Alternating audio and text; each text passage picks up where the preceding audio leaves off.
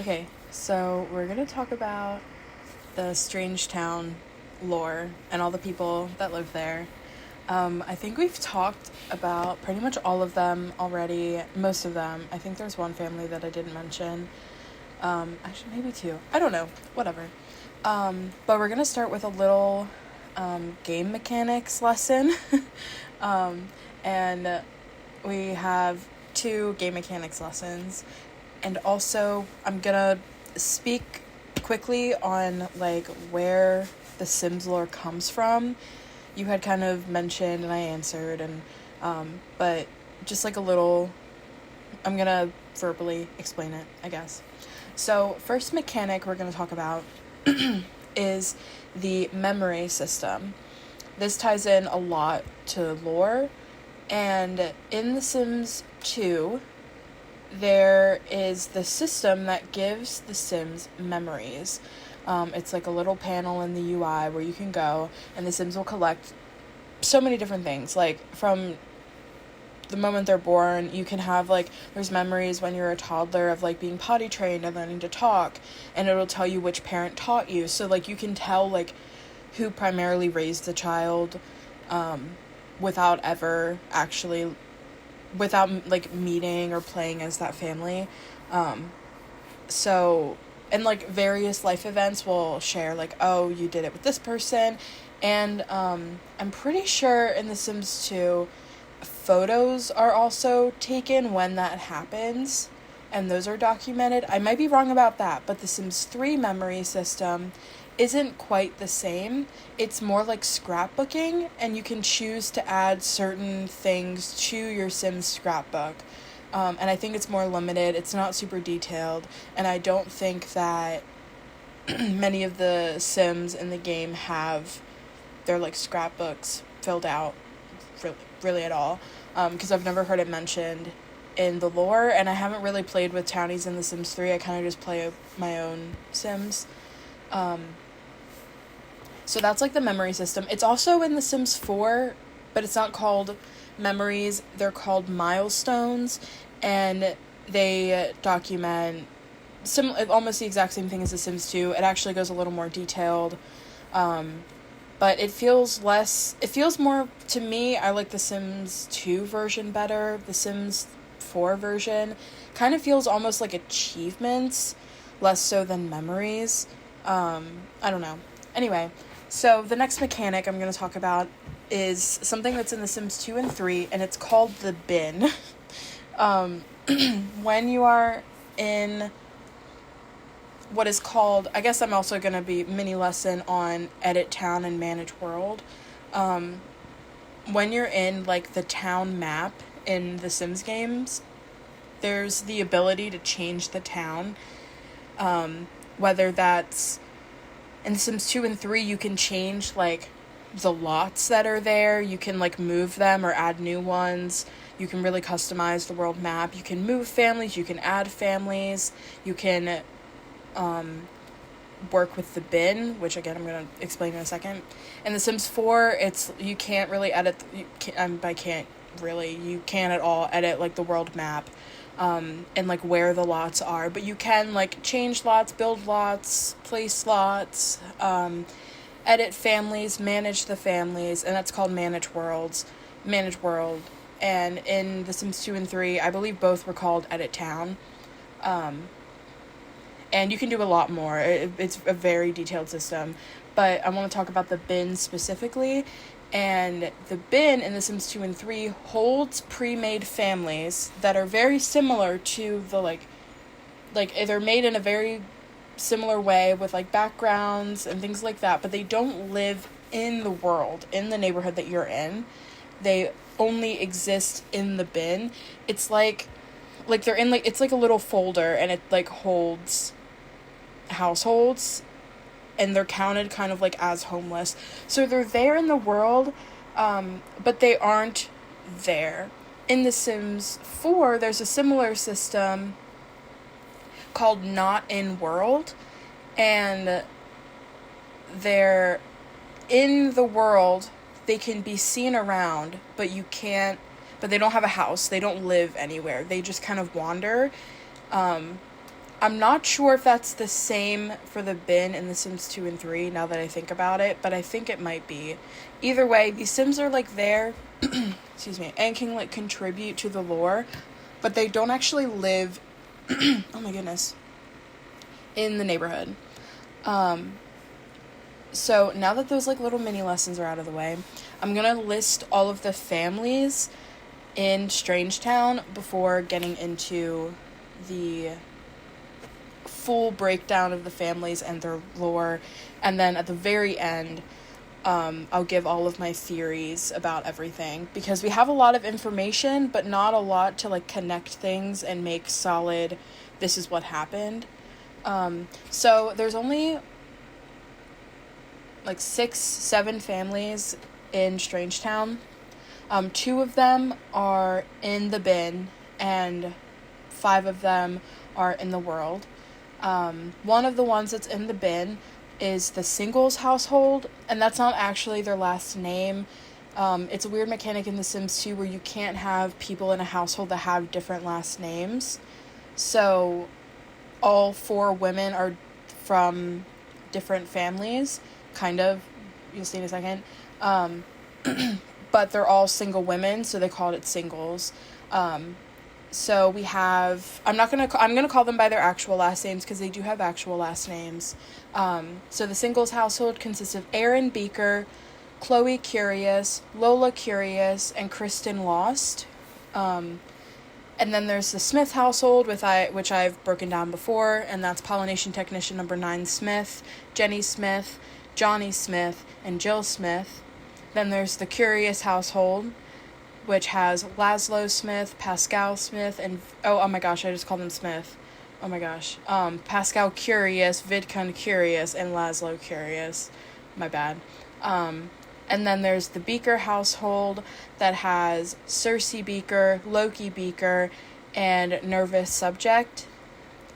And then there's the Grunt household, which has Buzz Grunt, Tank Grunt, Rip Grunt, and Buck Grunt. Then there's the Spectre household with Olive Spectre and Ophelia Nigmus.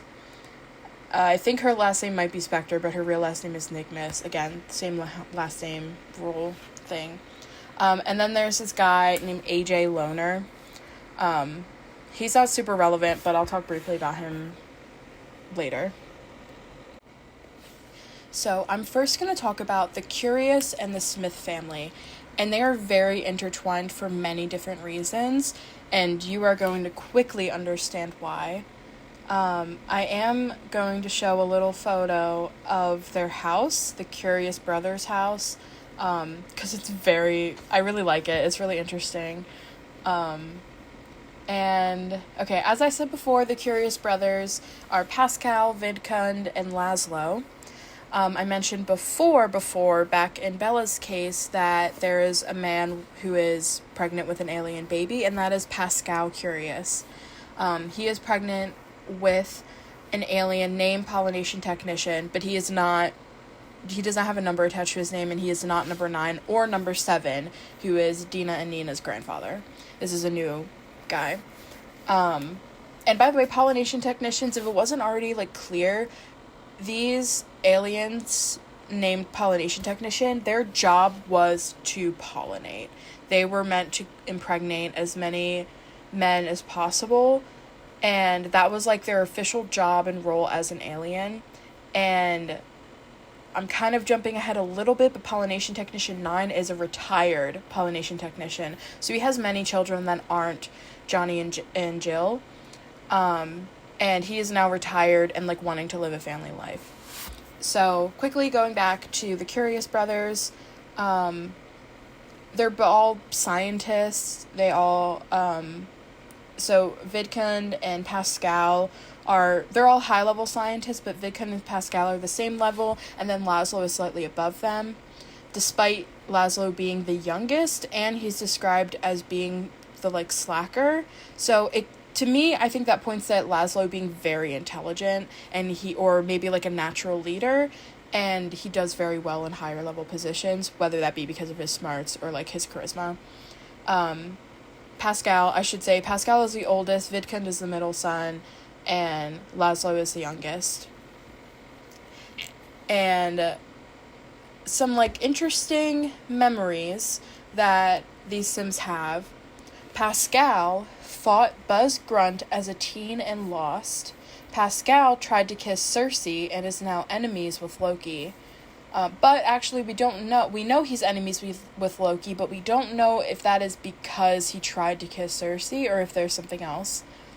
Vidkun once dated Cersei as a teen and still has a crush on her. And he's also enemies with Loki. And Vidkun also got into a fight with Buzz Grunt as a teen and lost. And, surprise, surprise, Laszlo also got in a fight with Buzz as a teen and lost.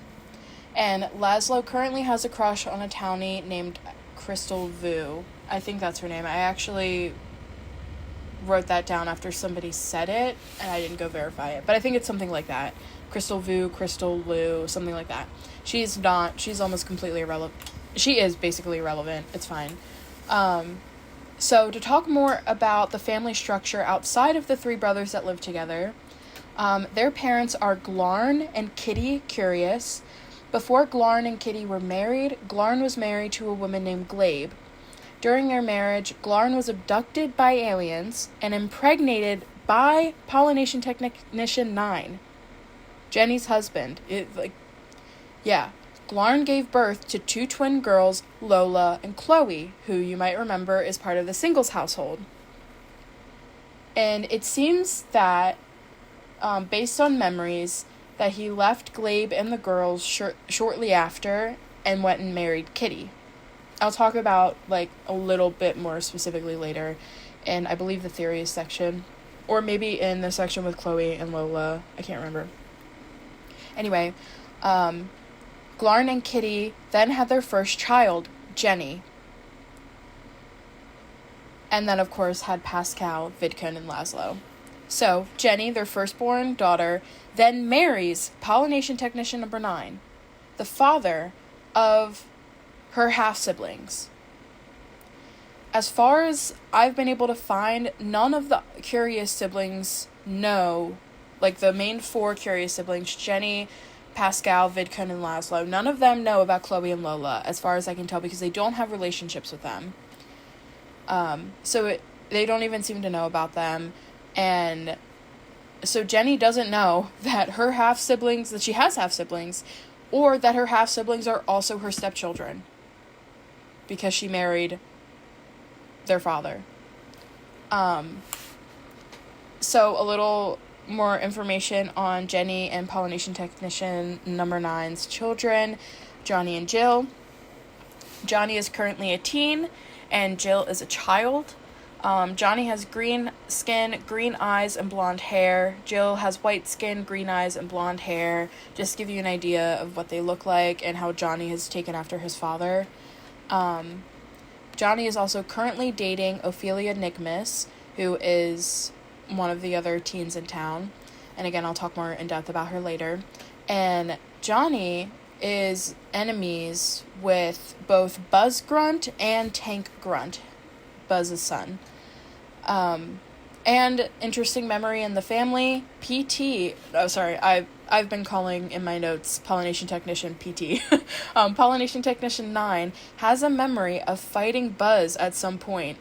But what's different from the Curious brothers is that he actually won against Buzz. I don't know the significance of that, but it is something that happened. Then we have the Spectre household, which consists of Olive Spectre and Ophelia Nigmus. Ophelia is a teen, and as you know, she is Johnny's girlfriend. Her parents are Willow and Creo Nigmus, who died by drowning. So Ophelia is an orphan. Willow is Olive's sister. So Ophelia is Olive's niece, and that's why she's living with her. Because when Ophelia first lost her parents, Olive took her in. And Olive is something. She's currently an elder.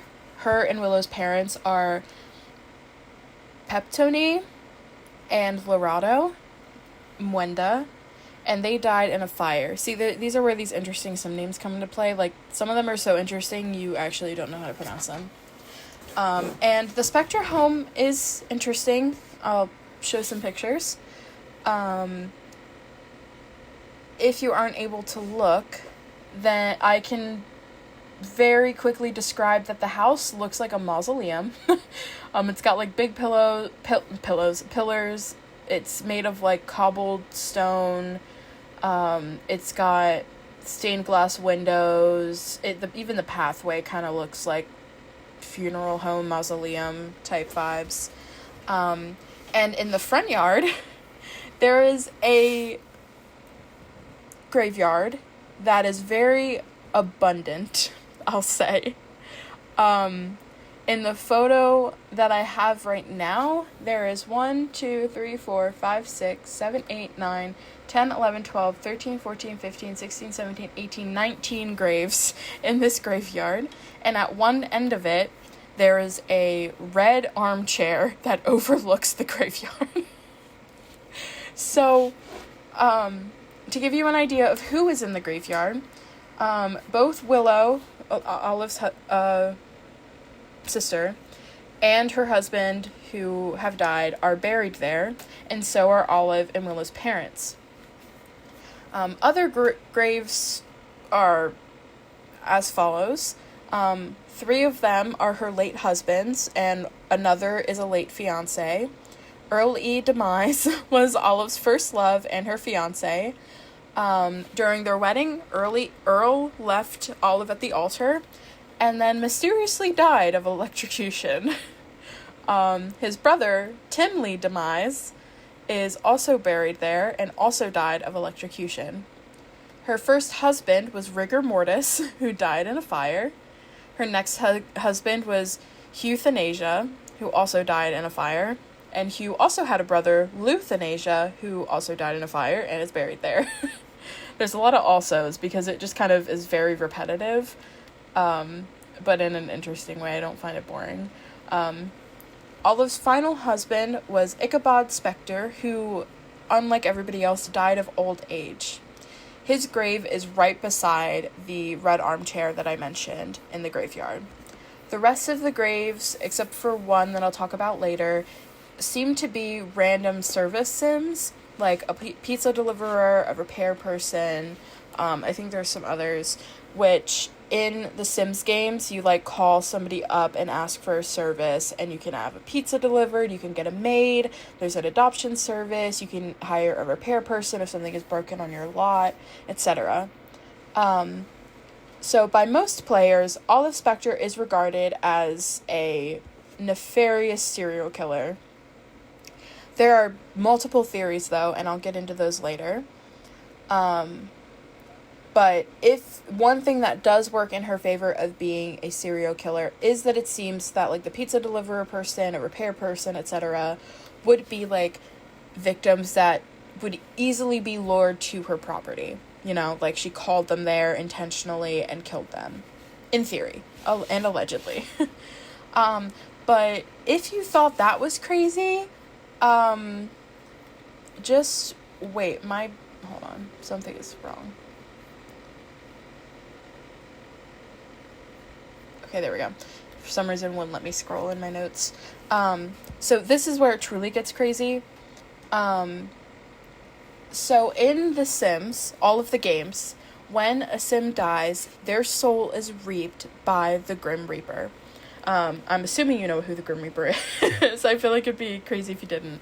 But, like, I know about the Grim Reaper because of The Sims, so honestly, I don't know how prevalent he is. I feel like everybody knows he is. Anyway, he has looked different throughout the years, but generally speaking, he's a hooded figure, who only appears when a sim dies. And over the years, it depends, like, whether you can talk to him or interact with him. But he's like a staple. He's like a big deal. Everybody loves Grim. Everybody just calls him Grim. He is iconic in The Sims. Like iconic as Bella Goth. So, as we know, based on Olivia's background, she's very familiar with death. In fact, more familiar than you could imagine.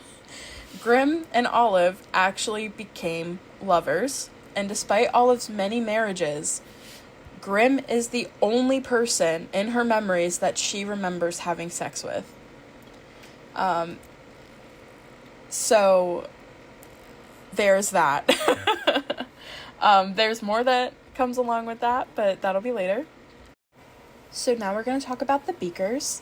Their household consists of Loki and Cersei Beaker, who is a married couple, and their human test subject, who they have named Nervous Subject. Loki's parents are Bjorn and Gudrun Beaker, and he has a sister named Erin, who I've already talked about and has lived in, well, I haven't talked about in depth, but I mentioned in the family list. And as I mentioned before when talking about the Curious brothers, Loki is enemies with both Vidkund and Pascal, and to no one's surprise, he has also been in a fight with Buzz Grunt as a teen and lost. Loki, Aaron, Bjorn, and Gudrun appeared in The Sims 3 in a world called Aurora Skies, where Loki is aged a child and Aaron a toddler. In The Sims 3, with a DLC called Into the Future, you can go into the future, and we know that Loki Beaker went into the future and genetically engineered 2 children, Adam and Ceres Beaker. Ceres spelled Ceres, not Series. Cersei Beaker seems to be the evil mastermind here. Her bio in the game literally says, quote, Cersei knows 238 different ways to make someone scream, and none of them are nice, end quote. And that's all I think you really need to know about Cersei.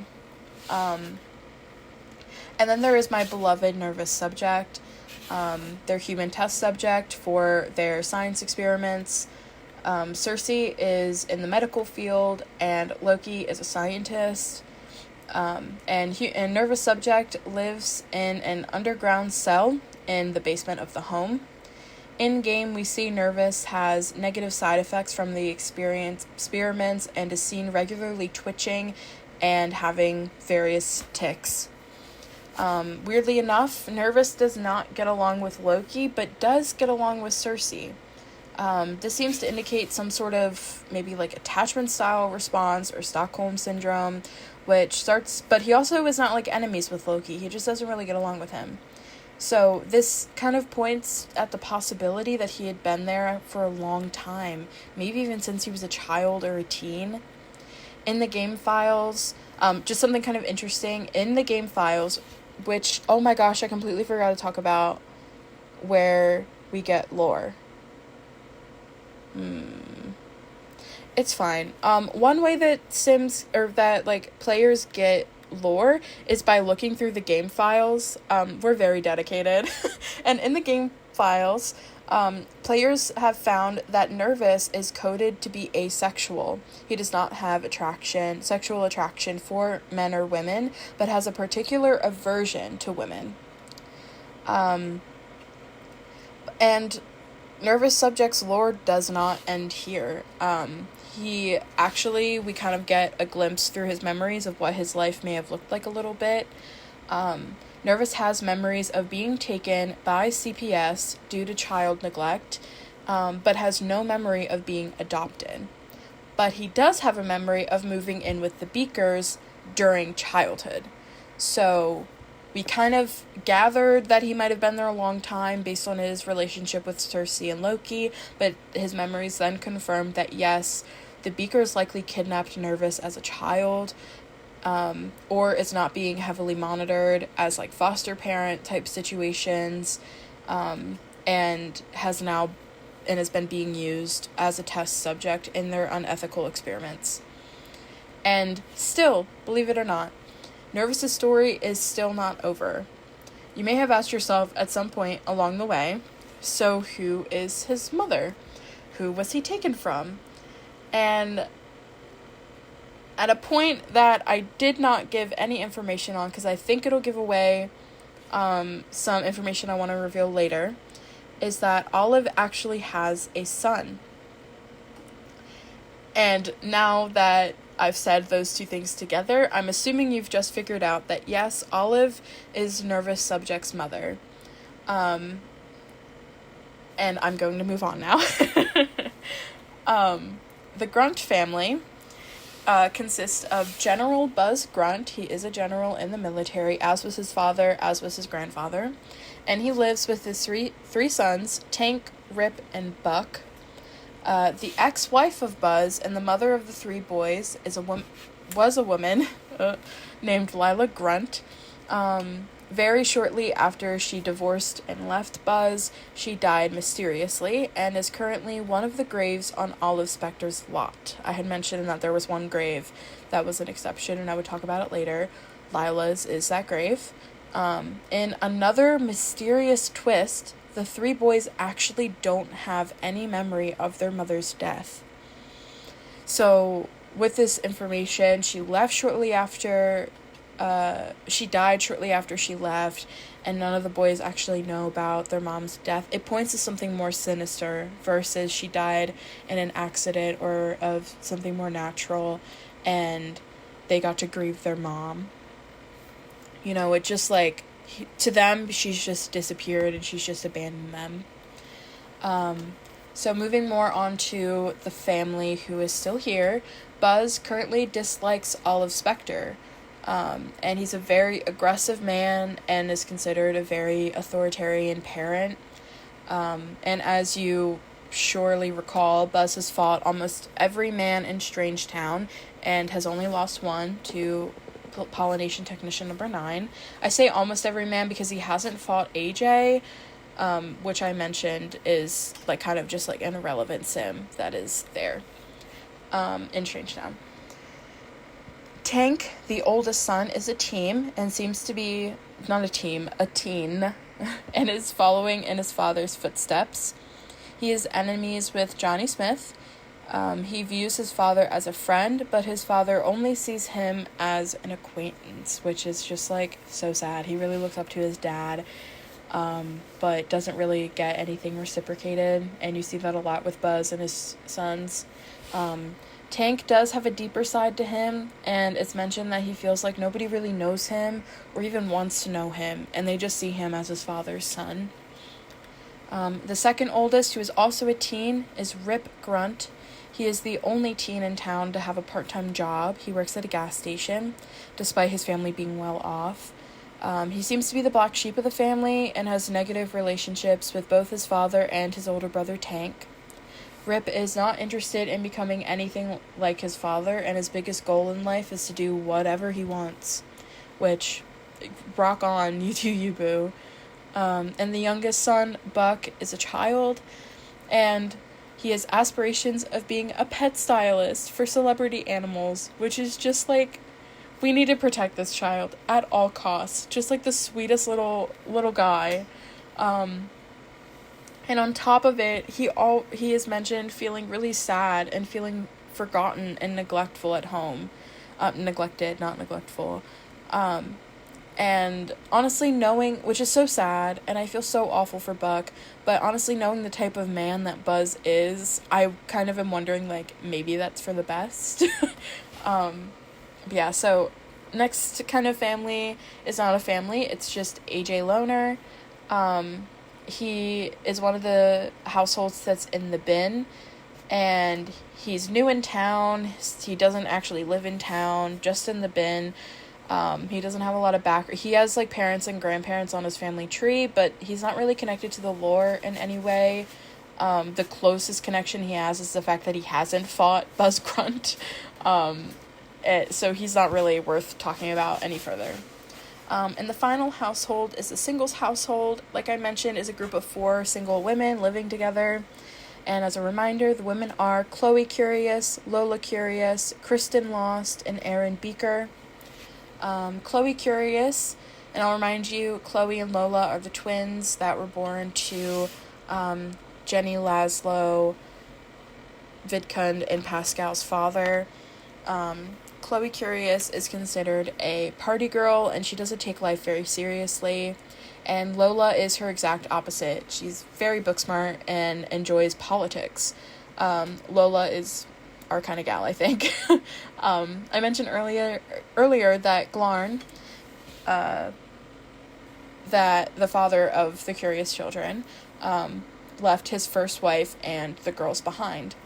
Well, in the girls' memories, it is confirmed that Glabe, Glarn's first wife, raised the twins on her own, like a stand-up gal. Glarn abandoned these children that were not hers, and she raised them.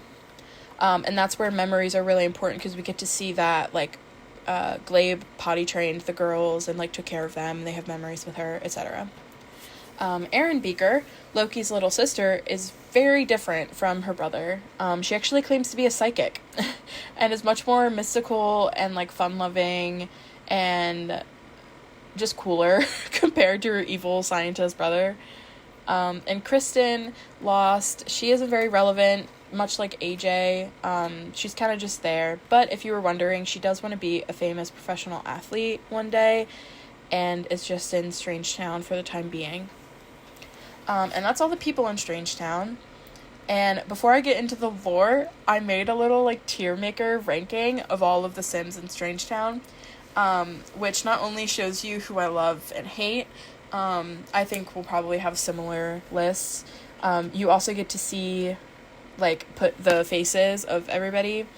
And you're also on that list. So, like, on the list, there is a literally irrelevant category, and that has people like Kristen and AJ and a pollination technician, which is the alien who impregnated Pascal, and then, like, Olive's old husbands, and, like, some other townies and stuff that just aren't relevant.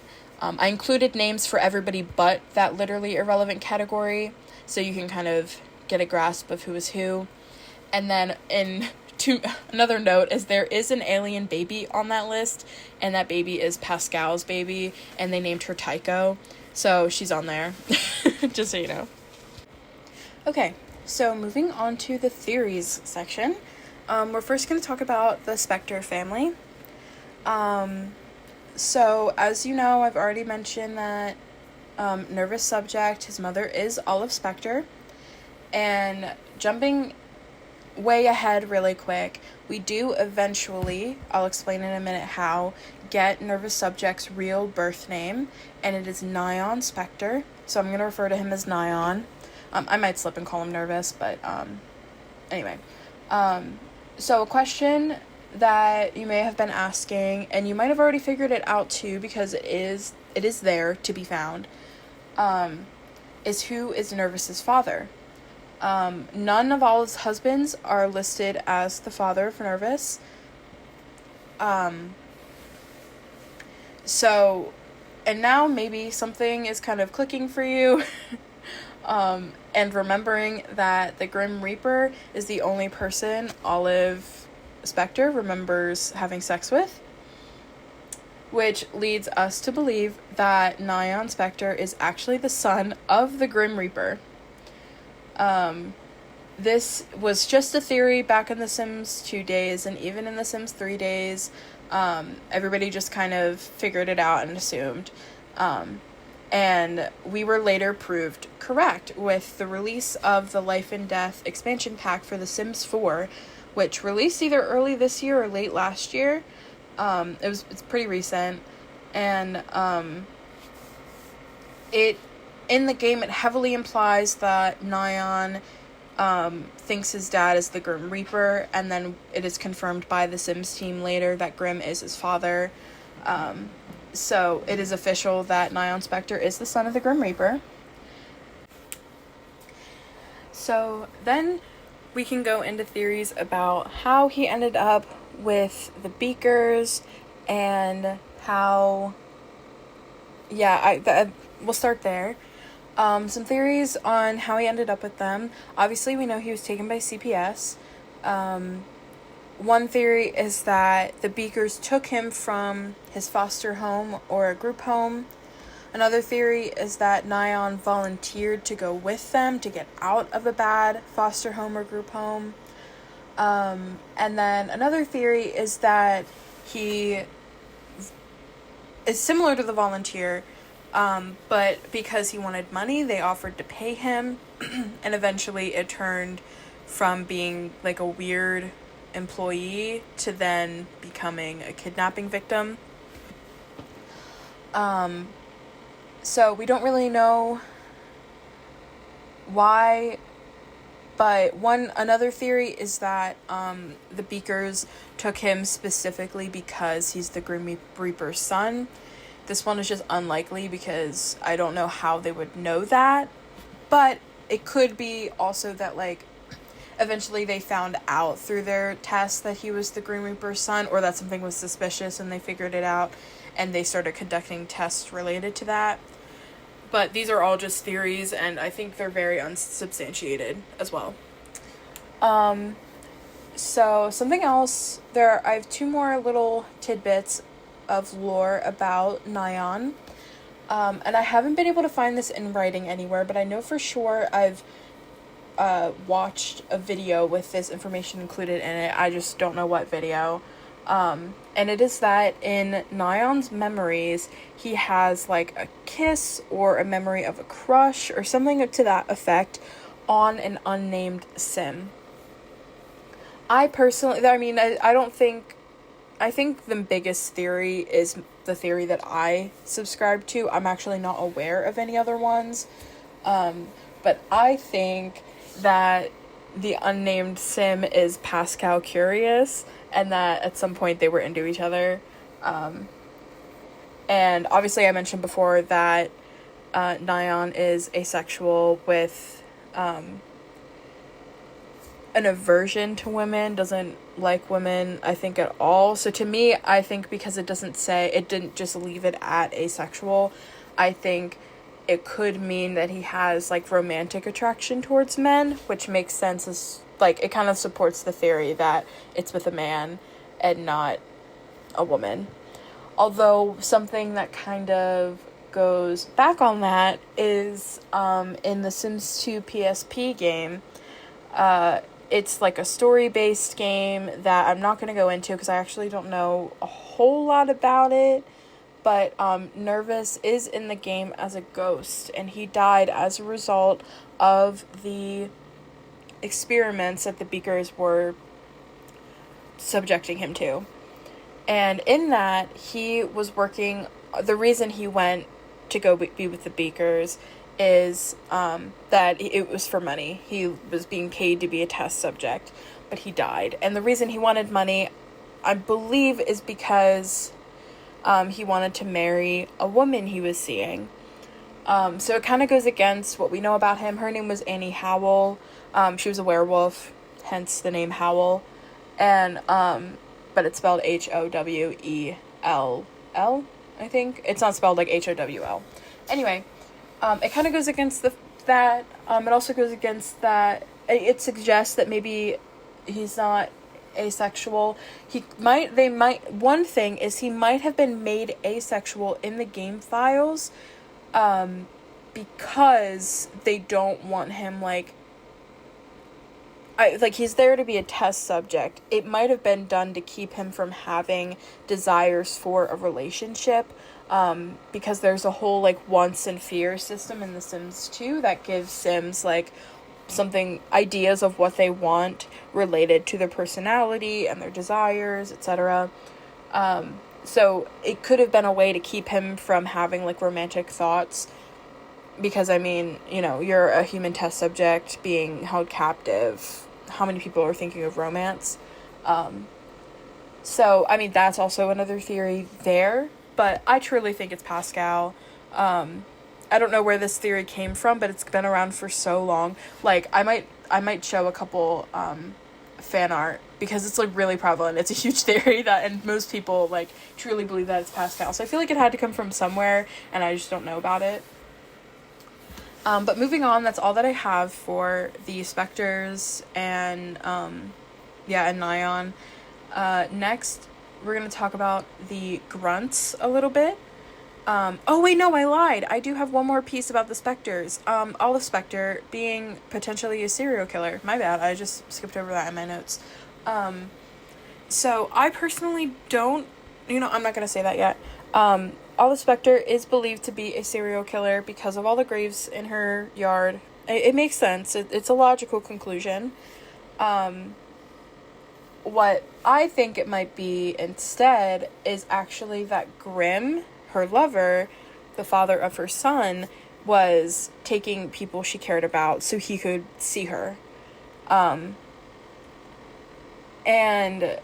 I mean, some people I've seen discount that theory because the whole idea is that like Olive and Grimm know each other because of like the deaths of her husband, but we have to remember that her parents died and her sister and her brother-in-law died. So there is a chance before any of her husbands passed that Grimm met her and could have became like attached to her, had a crush on her, whatever, some sort of something. I like when I think of Grimm, because he's so supernatural, I think it's less like a crush and more like an imprint, like some sort of weird attraction, like he's stuck on her. I don't know, whatever. Stupid. So he could have been killing her to killing her husbands and lovers and such out of like jealousy and or so he could see her and even Nyan. The flip side is the same concept, but instead of Grimm taking the lives to see her, people suggest that maybe she was taking lives to see him, which is fully possible. I would believe that more than I believe her being just like a cold-blooded killer. I mean, it still makes her a cold-blooded killer, but you know. But as far as like Olive's motive, if she was a serial killer, one of them is again her killing to see Grimm. Another is her killing for killing to kill. And another is that, like, her husbands had been wronging her in some way. Like, we know that euthanasia had left her at the altar and then died shortly after. I'm not sure why his brother died with him. I'm sorry, euthanasia was just a husband. Sorry, I was thinking of Earl E. Demise that left her at the altar.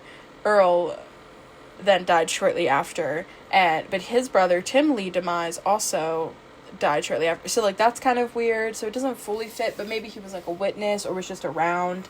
I get in the same for euthanasia, because he had a brother, Euthanasia. So, it is interesting that the brothers are involved.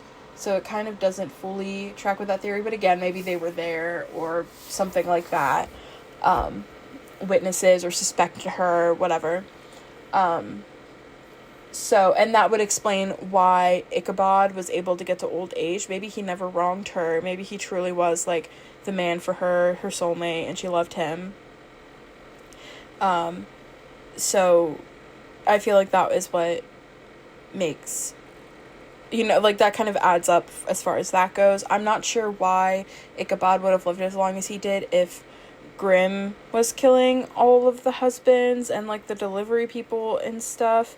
But, I don't know, maybe Ichabod was, like, kind of in on it and, like, knew about Nyan. It was, like, just, Grimm just wanted to see his son. Or, something like that. Like, maybe it was just something that worked out and he didn't need to kill Ichabod. And then maybe that's why it switched, and that's why there's, like, the service people. So, like, that kind of makes sense, actually. So, yeah, now that's all I have for the specters. Now we're going to talk about the grunts. The first theory is not really, like, a conspiracy or, like, something that's, like lore-wise very important. I think it's important because of what it's about. And it's very substantiated, and I think, like, there's so much evidence for it that I really think it could just be canon. And that is that Buzz is racist and xenophobic. So the Curious brothers and Jenny too, they're actually biracial. Jenny doesn't look biracial. She looks very white. But I guess she got some past genes or something because Glarn, their father, is a black man. So we know that all of the curious siblings are people of color. And then of course, so I'm going through the list of all the people that Buzz has fought. He's fought all of the Curious brothers. So that kind of adds up. Pollination Technician number 9, of course, defeated Buzz in a fight, and he's an alien. And then there's Loki. This one is a little less obvious, but I mean, you can tell by his name. Loki and his parents' names, Bjorn and Gundren, that, like, it clearly they're of some sort of, like, Scandinavian, Nordic, European descent, and people believe that he may have had, like, an accent, or he could have had an accent, which would make him a target for, like, xenophobic attacks. And that's my argument about Buzz. Piece of shit. And then moving on into the Grunt family further is Lila's murder. And I'm saying that because, yes, I do believe she was murdered. The fact that her sons have no idea that she's dead and have no memory of her dying, and not because they were, like, young or whatever, like, they would have the memory, like, oh, my mom died. I think that hints to the fact that, like, the rest of the town also doesn't know that she's dead, and she just died and is not here. So, the, like, 3 main theories of what happened to her, all quite similar. One is that Buzz killed Lila. I think that's kind of obvious. She left her aggressive military husband, with all the kids that he didn't really like or care for, and, he was mad. Apparently, there's somewhere in the lore that Lila left him after an argument, so he could have killed her, like, close after, whatever the argument that they had. Not that big of a conclusion. And then the second theory is that Olive killed her, which the main piece of evidence is just that Lila is buried in Olive's graveyard. The only thing is, like, there's no motive for that. Like, genuinely none. Like, I guess unless her thing is that she likes to kill, and Lila, like, showed up at her doorstep for no reason, but for some reason, I don't think they have any sort of relationship at all, Lila and Olive, so it just seems weird. Like, it doesn't make sense for Olive to be the one who killed her. But the third theory, like, because it's very similar, also doesn't make a ton of sense, but, like, it was the only way that kind of explains why Lila would be buried there, and that's that Buzz and Olive worked together. So the idea is, like, Buzz killed her, and then Olive was, like, an accessory and helped cover it up. Again, doesn't, like, super work, but, because it couldn't just be that, like, Buzz went asked to bury his wife in the graveyard, because that would mean that, like, it would have to be common knowledge that Lila died, and it's not common knowledge. I actually don't even know if Buzz... one thing I'd like to check is if Buzz has memory of Lila dying, and or if Olive has memory of Lila dying, because that would change a lot, and I don't know why I didn't check to see if that's the case beforehand. But, yeah, so she ended up there. One thing that could support this theory is the fact that Buzz despises Olive. That also supports that Olive killed her, and he knows that Olive killed her, but maybe, like, it works out for him not having his wife that clearly, like, didn't love him or whatever around, like, so he doesn't, like, report her, or maybe there's no evidence so he can't report her, or something like that, so he just hates her. But it could be a situation where, like, they figured it out together, and they put her body in the graveyard, whatever, and then then there was, like, maybe, like, a blackmail thing, or, like, Olive was doing something that Buzz didn't like related to it, and it caused him to not like her. So there's that. All in all, we don't know why she was murdered, but I think it can be said that Lila was murdered because her boys don't remember her dying, aka, like, wasn't told, wasn't whatever.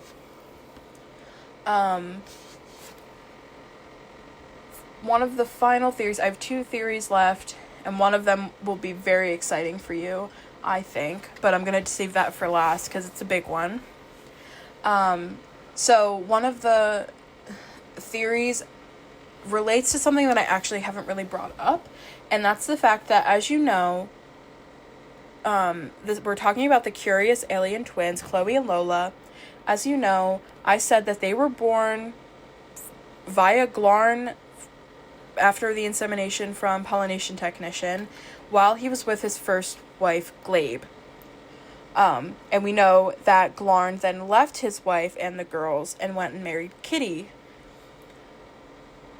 So that, with that established, I didn't mention this, but the girls, the twins, Lola and Chloe, are actually very young. They are very freshly adults. I believe they're not much older than Johnny, who is a teenager. Like, they're not much older.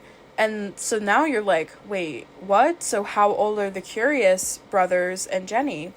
The answer is they're quite old. Jenny's really close to becoming an elder, and the boys aren't that far behind her. So now you're, like, really confused, of course. And so are we. We have no idea why this is like that. I'm not sure if it was, like, some sort of oversight, like they forgot to change their age, because they're just in the bin. They're not actually out in the world, so it could have been something like that.